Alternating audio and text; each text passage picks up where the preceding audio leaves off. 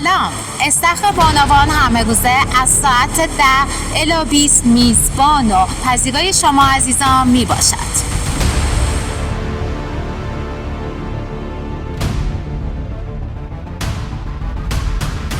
خدمات این مجموعه شامل استخر کودکان،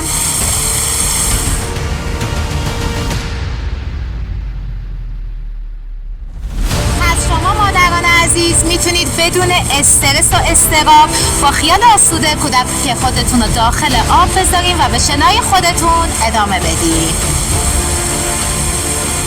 خدماتی که استخر ما را از سایر مجموعه ها متمایز میکنه وجود 2 سرسره آبی مهیج هستش.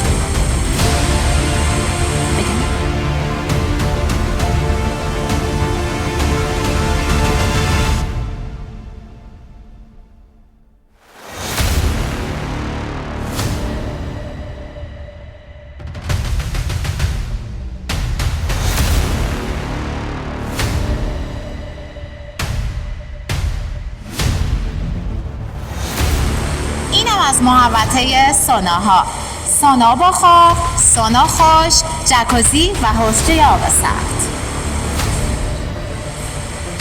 سونای خوش،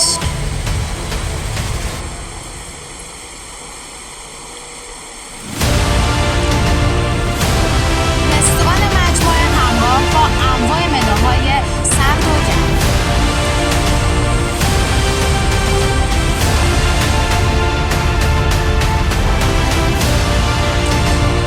از تمام سنتی